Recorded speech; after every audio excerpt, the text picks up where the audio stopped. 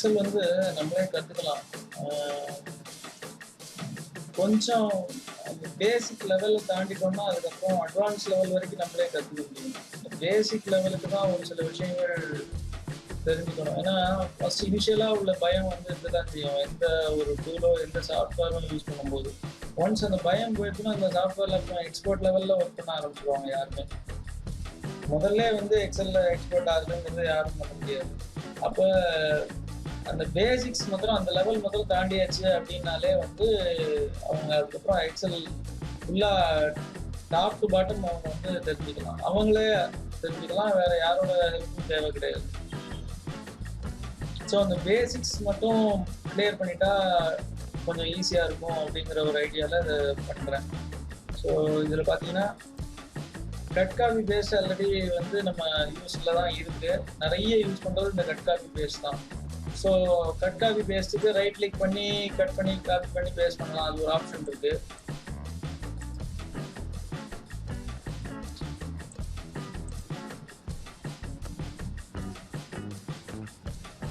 அப்படி இல்லைன்னா Ctrl+X Ctrl+C Ctrl+V அந்த மூணும் வச்சு கட் காப்பி பேஸ்ட் பண்ணிக்கலாம்.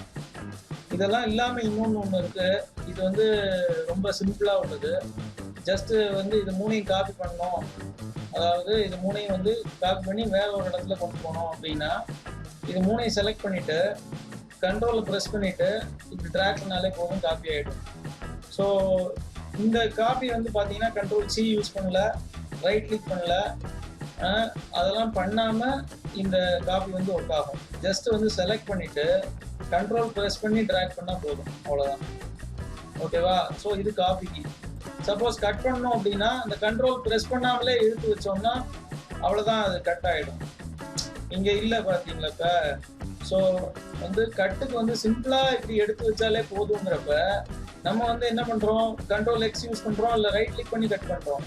ரெண்டுமே தேவையில்லை. கட் பண்ணுறதுக்கு இதை தூக்கி இப்படி வச்சா போதும். அப்போ காப்பி பண்ணுறதுக்கு ஜஸ்ட் கண்ட்ரோல் மட்டும் எக்ஸ்ட்ராவாக ப்ரெஸ் பண்ணிங்கன்னா காப்பி ஆகிடும், அவ்வளோதான்.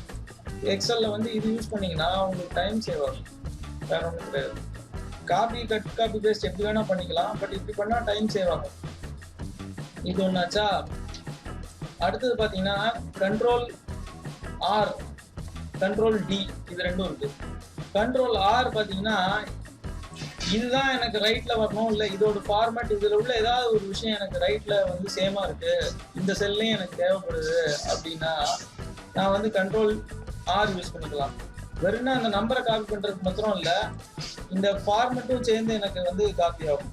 Ctrl+R யூஸ் பண்ணேன்னா இந்த எல்லோ கலர் இங்கேயும் வந்துடும். அது ஃபார்மேட்னு இல்லை, உங்களுக்கு இந்த செல்ல இருந்து எது வேண்டும்னாலும் நீங்கள் வந்து Ctrl+R யூஸ் பண்ணிக்கலாம். அதே மாதிரி தான் Ctrl+D அப்படின்னா டவுனுக்கு யூஸ் ஆகும். அதே மாதிரி Ctrl+D வந்து மேலேருந்து கீழே எடுக்கிறதுக்கு, இது வந்து Ctrl+R ரைட்டில் எடுக்கிறதுக்கு.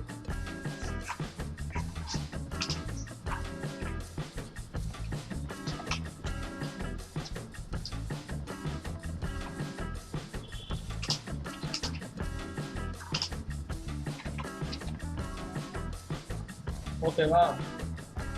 மேலே வந்து ஒரு ஃபார்முலா இருக்குது இதில்.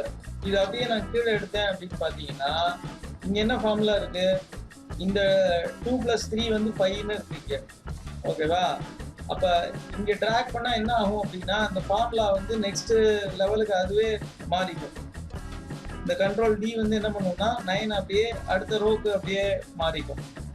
ஓகேவா? வெறும்னா வந்து டைப் பண்ண நம்பர் மட்டும் அப்படியே வரும் அப்படிங்கிறது இல்லை, ஃபார்முலாவும் கீழே வந்து ட்ராக் பண்ண முடியும். அப்போ நிறைய ட்ராக் பண்ணுறதுக்கும் இந்த Ctrl+D யூஸ் பண்ணிக்கலாம். ஆனால் அது எப்படி பண்ணணும் அப்படின்னு கேட்டிங்கன்னா, இப்போ வந்து இந்த எது வந்து உங்களுக்கு கீழே வரணுமோ அதை வந்து செலக்ட் பண்ணிவிட்டு அதோட சேர்த்து செலக்ட் பண்ணிட்டு Ctrl+D அடிச்சிங்கன்னா கீழே வந்து எத்தனை செல்ஸ் வேணால் அது மாதிரி கொண்டு வந்துக்கலாம். சேம் வேல்யூ கீழே வருதுங்கிற பட்சத்தில் ஒவ்வொன்றும் திருப்பி டைப் பண்ண வேண்டிய அவசியம் கிடையாது. அதே மாதிரி தான் Ctrl+R. இதுலேருந்து எவ்வளோ செல்ஸுக்கு வேணால் நீங்கள் ரைட்டில் இந்த ஃபார்மேட்டை வந்து கொண்டு போய்க்கலாம். இது எங்கே யூஸ் ஆகும் அப்படின்னா ஃபார்மேட் காப்பி பண்ணுறதுக்கு யூஸ் ஆகும். சப்போஸ் இதில் வந்து நான் வந்து ஒரு பர்டிகுலர் ஃபாண்ட் பர்டிகுலர் கலர் நான் செட் பண்ணுறேன்னு வச்சுக்கோங்களேன்.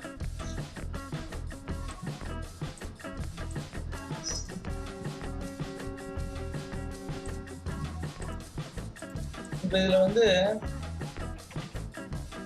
Particular font particular colour set பண்ணியிருக்கேன்னா இந்த ஃபாண்ட்டும் கலரும் நான் ஒவ்வொன்றுக்கும் போய் அப்ளை பண்ண வேண்டிய அவசியம் இல்லாமல் இப்படி கண்ட்ரோல் ஆர்லேயே வந்துடும். அதே மாதிரி கீழேயும் நான் இந்த ஃபார்மெட்டை வந்து கொண்டு வந்துக்கலாம். இது வந்து கண்ட்ரோல் ஆருக்கு ரைட்டில் போகிறதுக்கு, கீழே வரத்துக்கு கண்ட்ரோல் டி. இதாச்சா கட் காப்பி பேஸ்ட் முடிஞ்சது. கண்ட்ரோல் ஆர் கண்ட்ரோல் டி முடிஞ்சது. அடுத்தது பார்த்தீங்கன்னா இதில் வந்து டேபிள்னு ஒன்று இருக்குது எக்ஸலுக்குள்ளே. எக்ஸலே பார்க்க வந்து டேபிள் மாதிரி தான் இருக்கும், ஏன்னா ரோஸ் அண்ட் காலம்ஸ் தான் ஃபுல்லாகவே எக்ஸலில். ஸோ இதில் தனியாக டேபிள் அப்படின்னா என்ன அப்படின்னா, டேபிள்னா வித் அந்த டேபிளுக்குள்ள டிசைனோட உள்ளது தான் வந்து இதில் டேபிள்ங்கிறது. அப்போ அதுக்கு வந்து 2 ஷார்ட்கட் இருக்கு. இதில் டேபிள் நம்ம வந்து டிசைன் பண்ணி கிரியேட் பண்ணணுங்கிற அவசியம் இல்லாமல் கண்ட்ரோல் எல் யூஸ் பண்ணிக்கலாம். அதுல ஹெட்டரோட உள்ளது இருக்கு. நீங்க ஹெட்டர் இல்லாமலும் கிரியேட் பண்ணிக்கலாம், ஹெட்டரோடையும் கிரியேட் பண்ணிக்கலாம், எப்படி வேணா பண்ணலாம். ஹெட்டரோட இருந்தால் இதை டிக் பண்ண வேண்டியிருக்கும். இப்போ நான் இது பண்ணேன்னா இது வந்து டிசைன்ங்கிற ஒரு இதை ஓப்பன் பண்ணி கொடுக்கும். அப்போ நான் டேபிள் மாதிரி இதை வந்து மாற்றிக்கலாம். இது எக்ஸலுக்குள்ளே டேபிள்னு ஒரு ஃபங்க்ஷன். இதுக்கு வந்து 2 ஷார்ட்கட் இருக்கு. ஒன்று வந்து கண்ட்ரோல் எல்லும் யூஸ் பண்ணிக்கலாம், கண்ட்ரோல் டீயும் யூஸ் பண்ணிக்கலாம். கண்ட்ரோல் டி கண்ட்ரோல் எல் இது வந்து என்ன பண்ணும்னா எதை வேணா நீங்க செலக்ட் பண்ணிட்டு கண்ட்ரோல் எல் கொடுத்தாலும் அந்த டேபிளா மாத்திடும். ஓகேவா? எதை செலக்ட் பண்ணிட்டு நீங்க கண்ட்ரோல் எல் கொடுத்தாலும் டேபிளா மாத்திடும். சப்போஸ் ஹெட்டிங்கோட கொடுக்குறீங்க அப்படின்னாலும்